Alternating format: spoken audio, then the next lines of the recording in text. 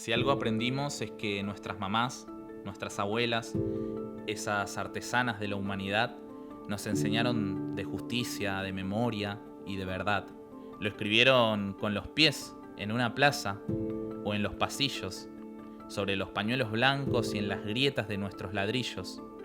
Por acá también, entre los rastros de esas topadoras que supimos frenar, suena un berretín para aquellos negacionistas y los apologistas de la historia no oficial. A la familia militar justamente les gritamos, las villeras, los villeros, que no es una opción olvidar ni perdonar. Estas son las historias que la última dictadura no pudo erradicar.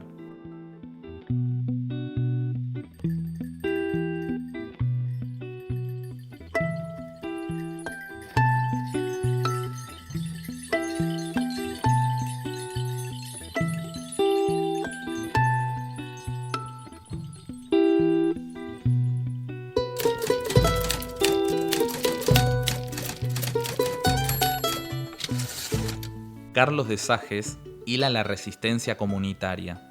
Lo hace para reconstruir la memoria de toda la Villa 21-24.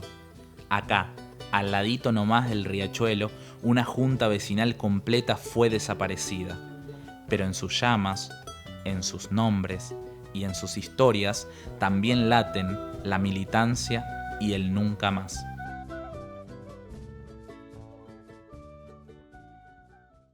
Bueno, estamos en esta oportunidad en la Villa 21-24 con Carlos de Sajes, parte de la Comisión de Derechos Humanos de este barrio. Bueno, primero gracias Carlos por siempre recibirnos a La Garganta Poderosa y arrancar tal vez preguntándote cómo es que llegaste al barrio, cómo fueron esos 10 años que viviste acá en la Villa 21-24. Bueno,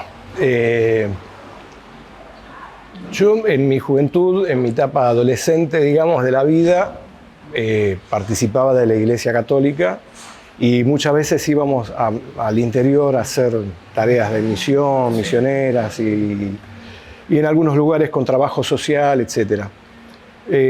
Luego empecé a estudiar sociología, cosa que eso también me dio por ahí un panorama mucho más general para entender el porqué de las relaciones sociales, por qué el poder, por qué existe la desigualdad y esas preguntas que no todos se hacen, pero bueno, los que estamos en la militancia nos preguntamos cotidianamente. Entonces conocí a una compañera que estudiaba trabajo social, que ella vivía acá cerquita y bueno, a través de ella llegué al barrio. Y ahí me quedé. Estamos hablando de los 90. Principio de los 90. Sí, y encima, como vos sabés también, la característica de la inmigración, no solo del norte de la Argentina, sino de otros países, principalmente del Paraguay, como se dio acá, que también se daba, ahora ya no se nota tanto en las construcciones y en los edificios, pero aún en las casas mismas se notaba la forma de construir y de concebir el espacio de lo rural.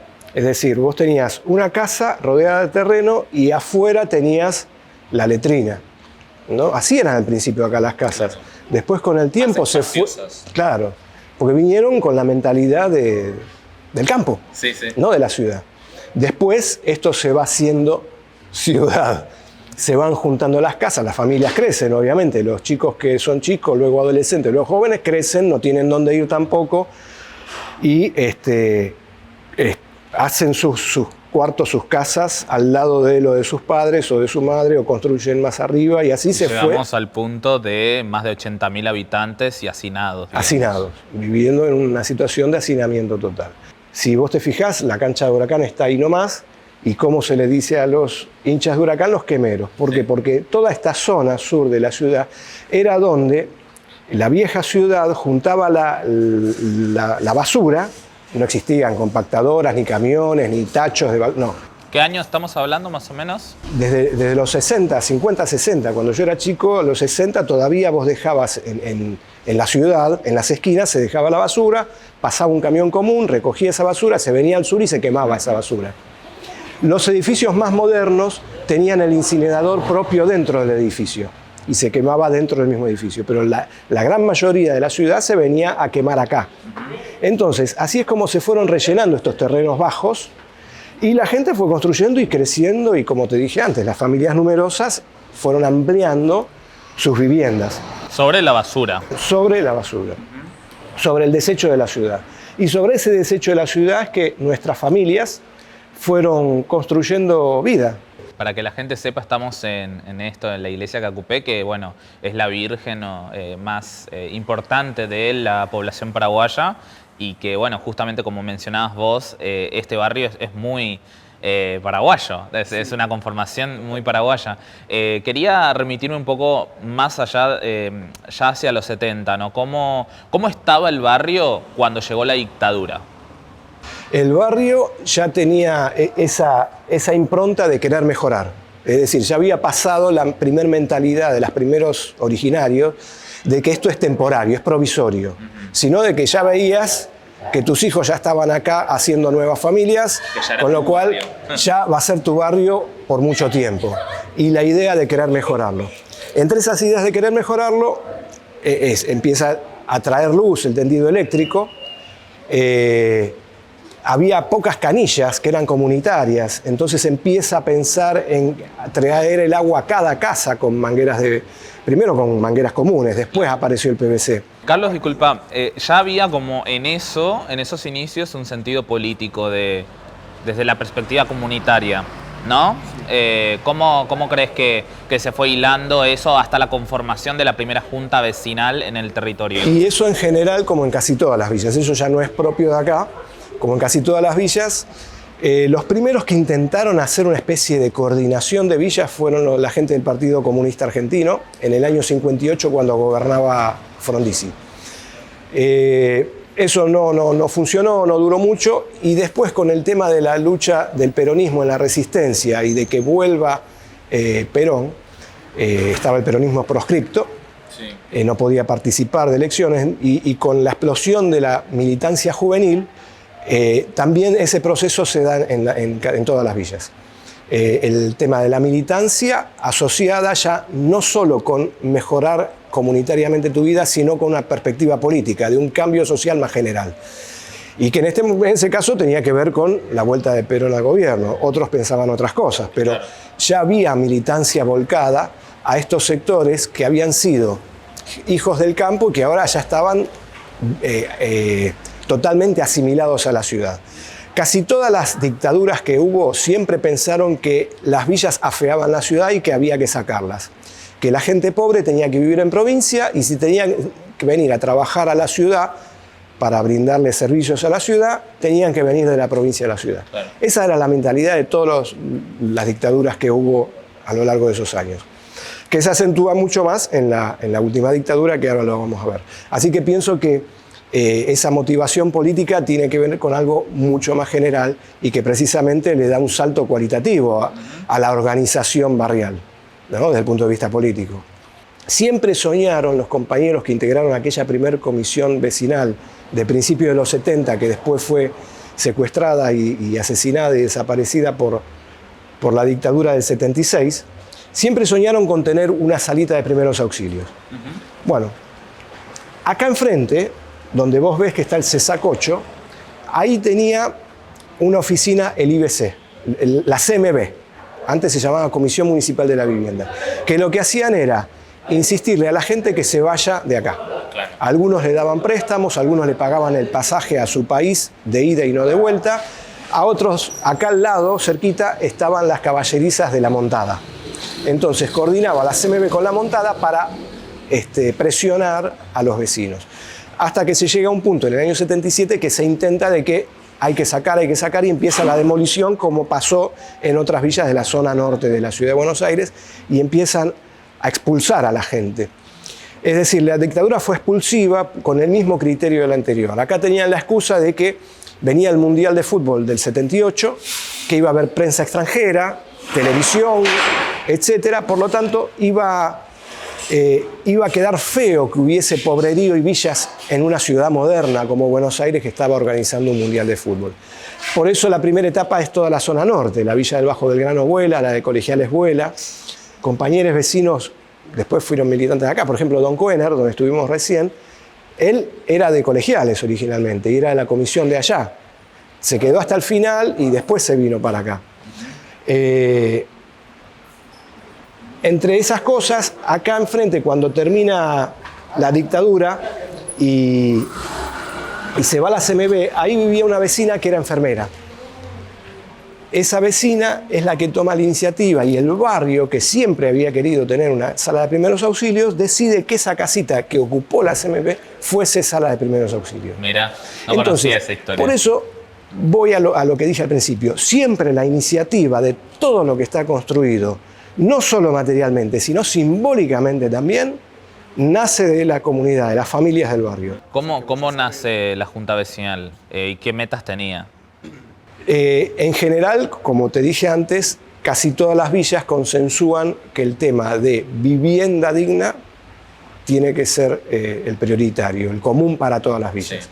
Y ahí empezó a esto de hacer documentación, exigir agua, luz digna, digamos. Sí. ¿Y en qué momento? En el 77 es donde desaparecen a este cuerpo de Junta Vecinal. El 29 de abril del 76 se llevan a Teodoro Urunaga, a Oscar Salazar y a Ricardo Ortiz y a María Esther Peralta. Se lo llevan junto con muchos más vecinos, varios vecinos se lo llevaron esa redada que hubo esa noche.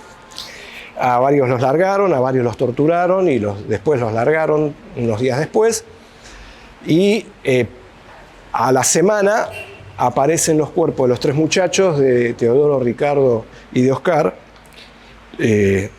con signos visibles de haber sido torturados y haber sido fusilados, aparecen en el Parque Centenario. Y las noticias del periódico, como para que te des cuenta que la prensa siempre fue igual de mentirosa, habían puesto que habían muerto como en un enfrentamiento, que subversivos habían querido ocupar o atacar una comisaría de por allá y murieron en el enfrentamiento, por eso estaban ahí en el Parque Centenario. Cosa que obviamente todo el vecindario sabía que se los había llevado de acá y que era todo una mentira, ¿no? Ya el mismo velorio se transformó también en un hecho político. A todo esto María Esther Peralta no apareció. No apareció. Que estaba embarazada. Estaba embarazada, eso nos enteramos tiempo después nosotros acá. El mismo velorio se transformó en un hecho político, aunque hubo vecinos que no querían participar ni ir a despedirse porque tenían miedo de ser señalados, ¿no? Ya eran los años del terror, claramente. En el caso de María Esther hubo algún testimonio de gente que la vio o la escuchó en la comisaría 44 de Liniers, que tenía un sector de clandestino. Y hace muy poquito tiempo, todavía el juicio está en camino, parece ser que estuvo cerca de lo que es Puente 12, que aparentemente hay un testimonio que dice haber hablado con una persona que era de acá, que era una mujer y que sería María Esther Peralta. Así que bueno, eso es todavía, mirá, fíjate, estamos 47 años después, todavía no sabemos la verdad de lo sucedido con ella y con su cuerpo y con su bebé. Tremendo. Sí. Lo digo porque las épocas que estamos viviendo ahora con el tema del negacionismo y de la otra verdad y no sé qué, hasta el día de hoy no sabemos qué sucedió. Seguimos luchando por la verdad, hasta el día de hoy. Entonces siguen las marcas hasta el día de hoy, sin duda. Carlos, antes de avanzar con más la comisión, específicamente de derechos humanos en el barrio, me gustaría que hagas un pantallazo de, los, si se quiere, militantes externos, entre comillas, que estuvieron acá, digo, la figura del padre Daniel de la Sierra y también qué organizaciones estaban acá, ¿no? ¿Qué movimientos estaban presentes en el territorio? Sí, el papel de los curas en aquel momento fue de compromiso con las luchas populares desde distintas vertientes, ¿no? Los curas tenían un compromiso, recordá que ya estaba, había salido la carta de los obispos por el Tercer Mundo y acá muchos curas y la gran mayoría de los que estaban en villas habían adherido a la Carta de los Curas por el Tercer Mundo en los años, a principios de los 70. Entonces ya había un compromiso social y en muchos casos político de la Iglesia.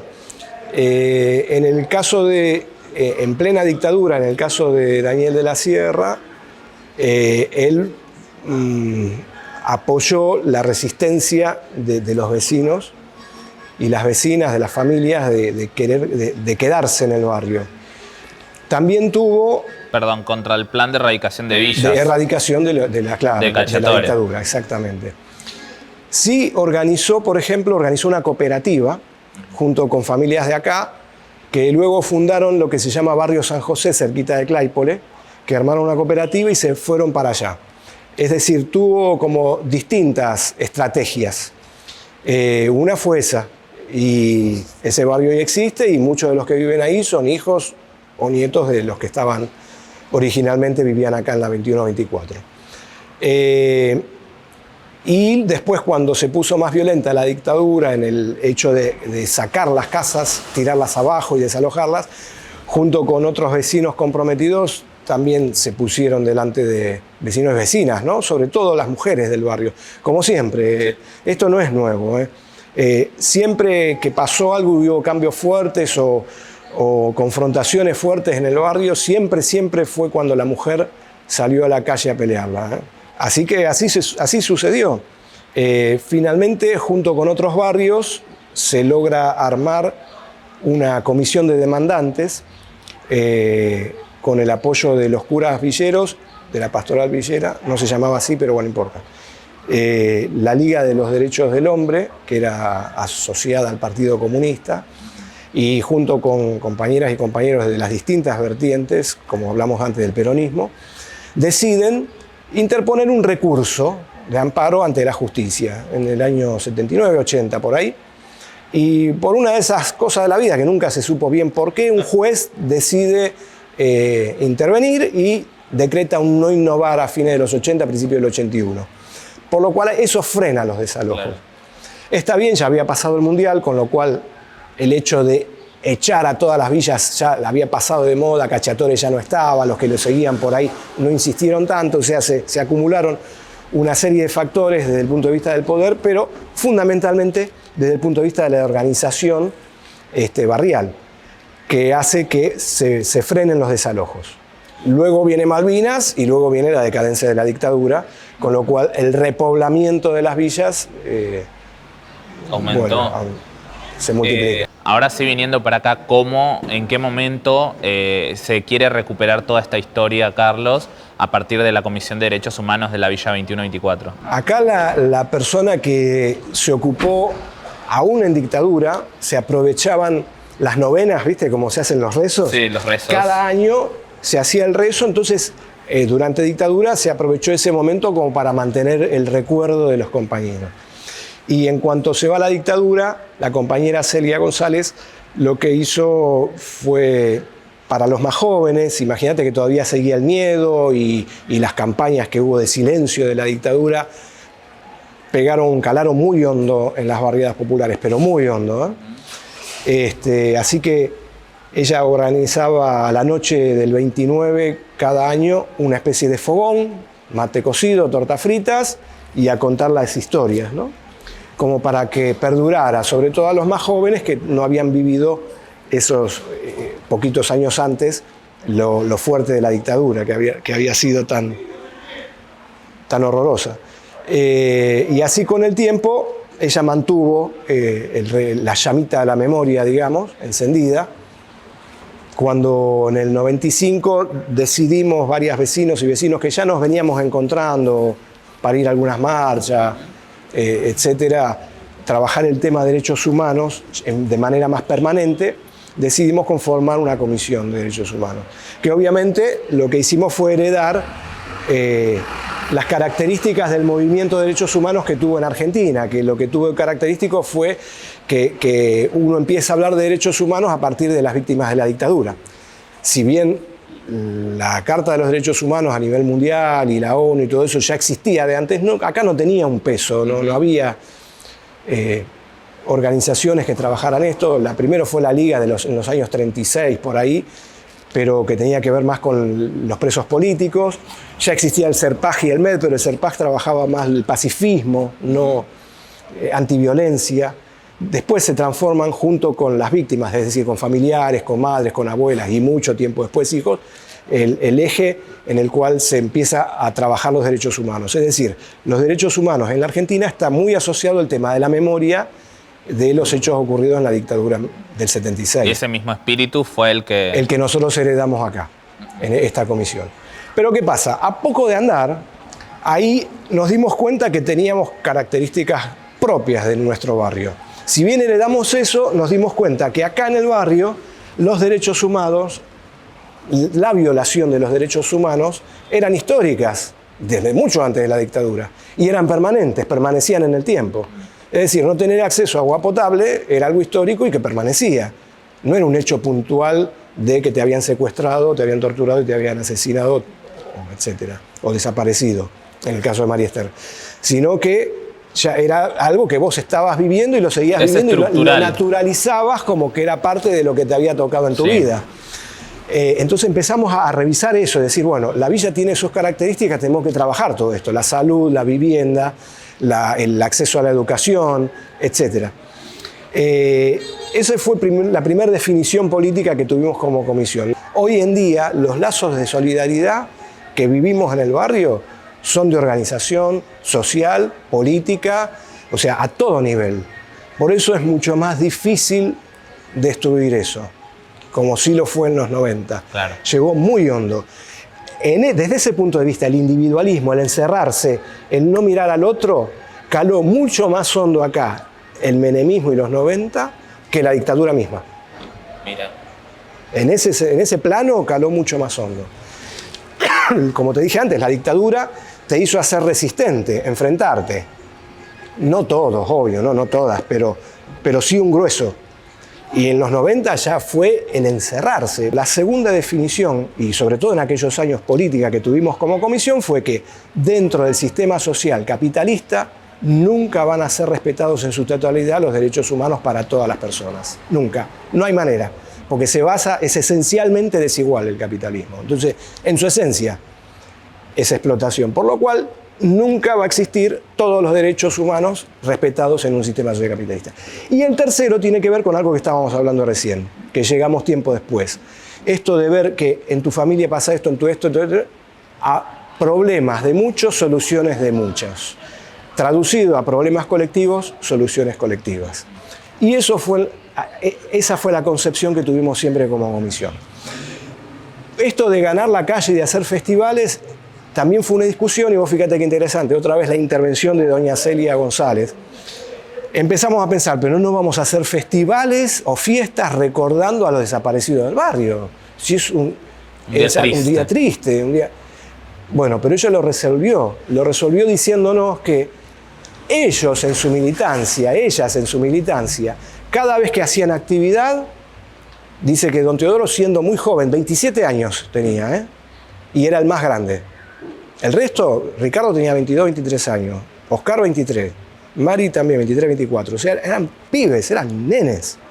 Así todo, Teodoro decía, cada vez que hay actividad, no alcohol. Termina la actividad, empieza la fiesta. ¿Está bien? Y la fiesta generalmente ellos le llamaban, cuenta doña Celia, tertulia. Es decir, se juntaban en algún localcito, una casita, algo, a hacer tertulias. Escuchaban música, bailaban, se disfrazaban y con eso divertían a los más jóvenes y adolescentes. Los más jóvenes, ellos que tenían 22, 23, o sea, los más jóvenes eran más jovencitos. Es decir, buscaban la manera de vivir su militancia alegremente, festivamente. Con lo cual, doña Celia nos aclara y nos dice, sí, fiesta, hay que hacer festival. No fiesta, porque no estamos para festejar, pero sí un festival, ¿por qué no? Musical y artístico. Y así es como desde ahí empezamos a promover cada año artistas del barrio. A veces una murga, a veces una que canta folclore, a veces alguien que baila, a veces, bueno, vos ya lo has vivido. Y sobre todo después de 2001, que hay una explosión de militancia y de organizaciones en el barrio, a partir de ahí ya empieza a ser mucho más colectivo la organización de los homenajes a los desaparecidos de nuestro barrio. Si pudieras enumerar, digamos, los principales hitos de la comisión en términos de reparación histórica, ¿cuáles serían?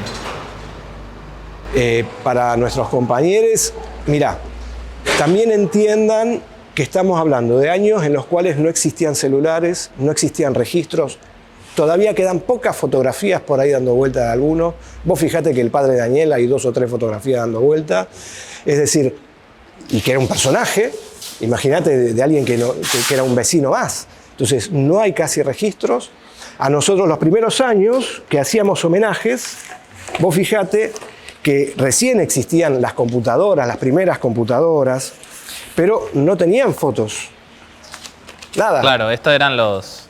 Esos eran los volantes. Los flyers. Fotos. Exacto. La foto que conseguimos las primeras fueron las de Oscar y de María Esther, fue en un libro de abuelas. Y en ese libro de abuelas vimos las fotos y ahí nos dimos cuenta y confirmamos que María Esther estaba embarazada. Y que había familiares buscándolos.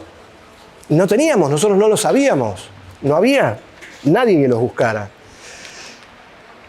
Y ahí sí influye la política pública, ¿no? Cuando la política pública estatal se propone que los derechos humanos, el Día de la Memoria en las escuelas, etcétera, y pesa, empieza a aflojar en la sociedad el decir, el contar, ya no es más tabú. Acá el tabú de no hablar duró más de 20 años. Después de la dictadura. Después de la dictadura. Acá el nunca más no existió. No existió. Fue directo hasta los 90, hasta el 2001. Recién ahí empezamos a hablar, mencionar, etc. Y es toda una tarea difícil. Ya mucho más avanzado el tiempo, empezamos a pensar en señalizar el barrio y dejar marcas en el barrio. Esas marcas empezamos con baldosas, una está acá enfrente, en la puerta del Cesacocho, frente a Cacupé, que habrá sido en 2010 por ahí, que hicimos 2 baldosas recordando a los 3 muchachos y a María Esther.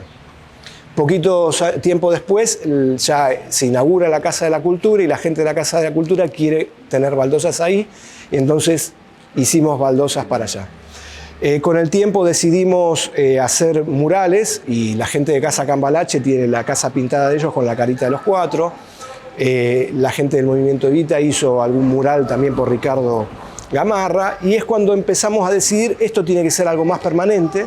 Insisto, ya no éramos nosotros solos, estaban todos los grupos y organizaciones del barrio, Orilleres, bueno, etcétera, ustedes, todos los grupos del barrio se nos empiezan a ocurrir, bueno, tenemos que dejar más marcas, nombremos los pasillos con los nombres de los desaparecidos. Bueno, dale, y eso hicimos, empecemos a nombrar los pasillos. Y lo que te decía antes de la política pública sirvió también ¿para qué? Para contactar a los familiares. Antes hubiese sido imposible. Y cuando contactamos a los familiares empezamos a conseguir la foto de Teodoro y de Ricardo que no teníamos. Recuperar un poco la historia de los desaparecidos del barrio. Sí. Bueno, como para ir cerrando, si te parece, conocer un poco, por un lado, los desafíos desde tu punto de vista de la Comisión de Derechos Humanos respecto a, bueno, seguir manteniendo el fogón de la memoria en el territorio.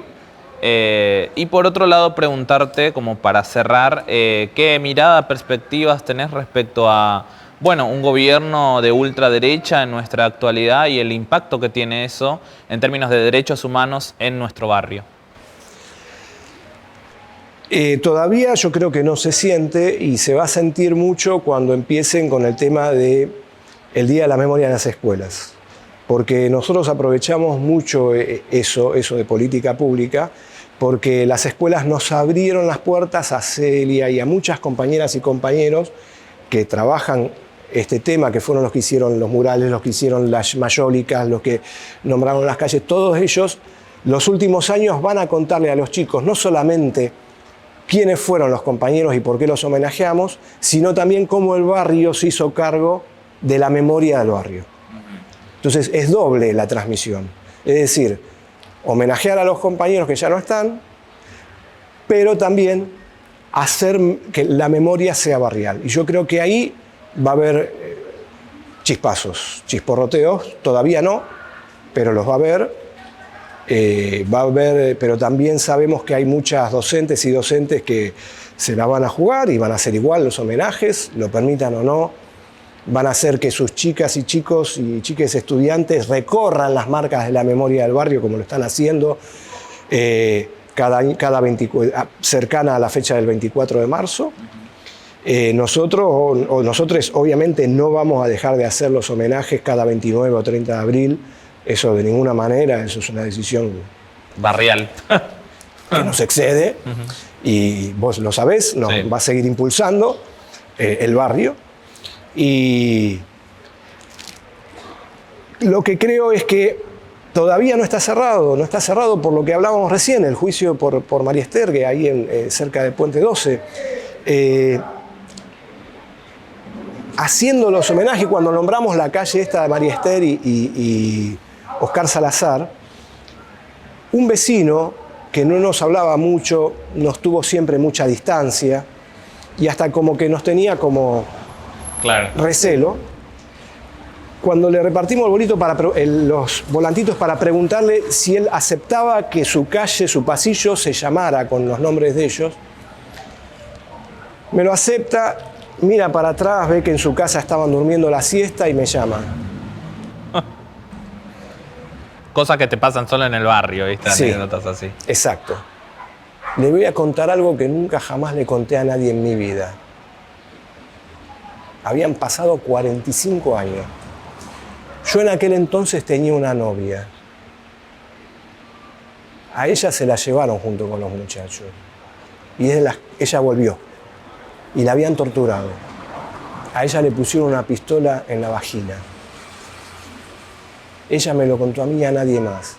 Ella cargó con ello toda su vida. Yo después nos separamos bien, qué sé yo, después ya hizo su vida, yo mi vida.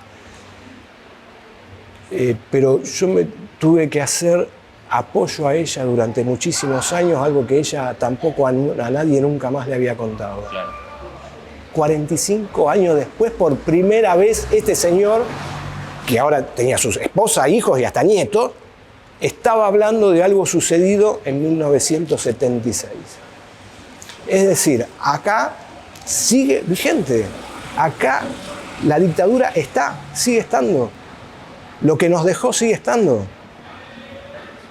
Contrarresta el discurso de la teoría de los dos demonios, que Villarroel, la vicepresidenta actual, dice que, bueno, también como hubo eso, del otro lado mataron, no sé, policías y cosas así. Es algo que circula bastante, digo. Sí, la concepción de derechos humanos es clarísima y eso es doctrina, no solamente acá, sino que en todos lados. Cuando uno habla de violación de derechos humanos es cuando se está hablando de parte que el Estado, entes estatales o personal estatal, funcionarios, están involucrados en distintas características de crímenes y que se amparan desde ese lugar para ocultar, llevarlos adelante, etc.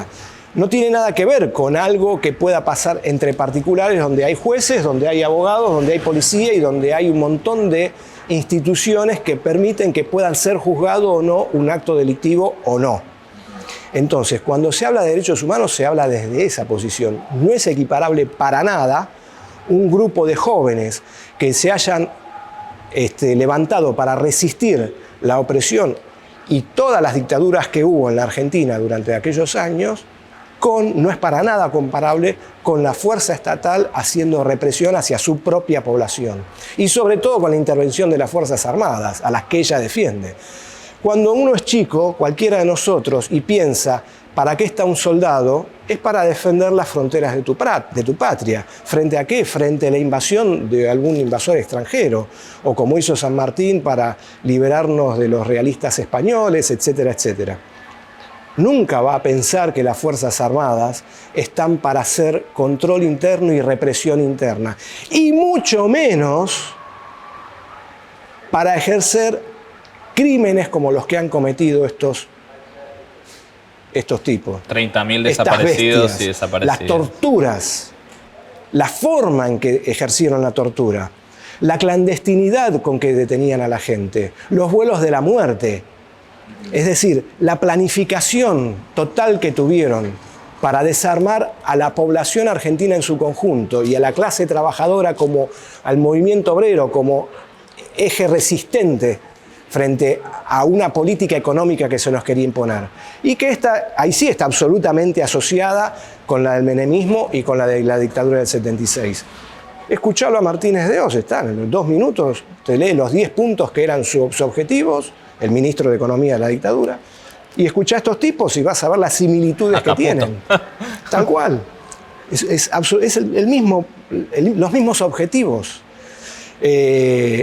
Y claro, y ellos saben que pueden recurrir, tienen el plan B, pueden recurrir a la represión interna y otra vez a las Fuerzas Armadas. No hay que permitirlo de ningún modo, bajo ningún aspecto. La Argentina ha hecho escuela en todo esto. Es reconocida internacionalmente con la lucha por la memoria, la lucha contra la impunidad.